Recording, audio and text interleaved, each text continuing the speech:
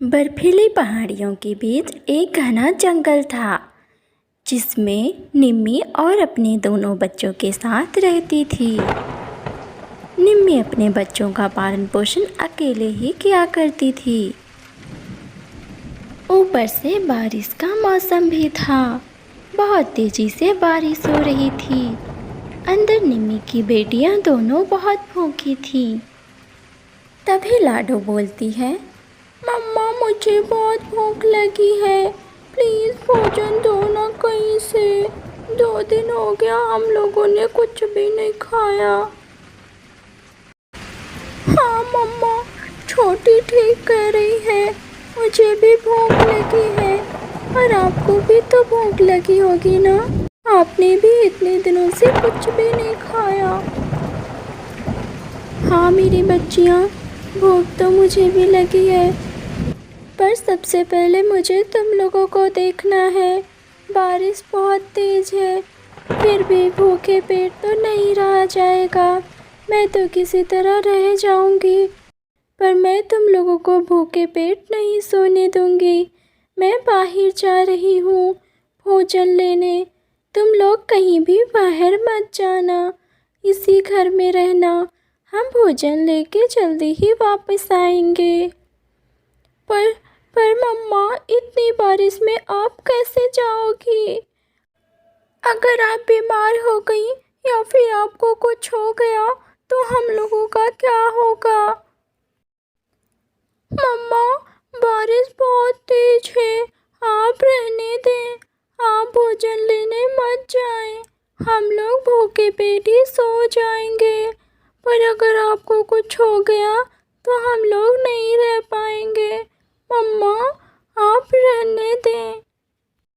नहीं मेरी बच्ची, तुम क्यों फिक्र करती हो? मैं जल्दी ही वापस आ जाऊंगी और मुझे कुछ नहीं होगा। ठीक है, तुम लोग अपना ख्याल रखना और दरवाज़ा बिल्कुल मत खोलना। मैं जल्दी ही वापस आती हूँ भोजन लेके। ठीक है, अब मैं जा रही हूँ। और ऐसा बोलकर मम्मा चिड़िया भोजन लेने चली जाती हैं। बारिश तो बहुत तेज थी और बारिश की वजह से मम्मा चिड़िया को बहुत सर्दी हो गई। वे भोजन की तलाश में घने जंगलों में पहुंच गईं, लेकिन उन्हें कहीं भी दाना नहीं दिखा। कहीं दूर एक अमरूद का पेड़ दिखा। उसमें से देखी, वहाँ पर एक ही अमरूद लगा हुआ था। उन्होंने वो अमरूद तोड़कर अपने पास रख लिया और अपने बच्चों के लिए अमरूद लेकर आ रही थी। तभी रास्ते में आते आते एक पेड़ की टहनी टूटकर मम्मा चिड़िया के ऊपर गिर जाती है और मम्मा चिड़िया वहीं पर जख्मी हो जाती हैं। उसी रास्ते में ही गौरी कवि का घर था। गौरी ने अपने बाहर निकलकर देखा तो निम्मी चिड़िया बेहोश पड़ी थी। हाय हाय हाय, अरे निम्मी बहन, क्या हो गया तुम्हें? उठो उठो, क्या हो गया निम्मी बहन? निम्मी चिड़िया पूरी तरह जख्मी हो गई थी, लेकिन वह किसी तरह बोलती है, गौरी गौरी बहन, मेरे बच्चों को ये भोजन पहुंचा दे। मेरे बच्चे 2 दिन से भूखे हैं, उन लोगों ने कुछ भी नहीं खाया। उन लोगों ने मुझे मना किया था, लेकिन फिर भी मैं आ गई भोजन लेने। मेरे बच्चियों का ख्याल रखना। निम्मी बहन, मैं जा रही हूँ। इतना कहते ही निम्मी चिड़िया की आंखें बंद हो जाती हैं।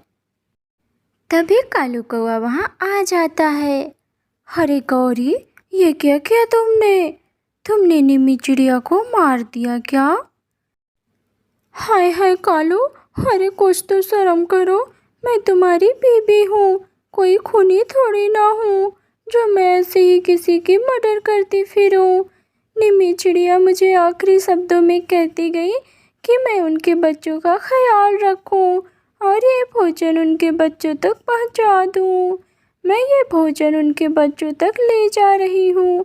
आप टिंकू का ख्याल रखिएगा। अरे गौरी, ये क्या कह रही हो?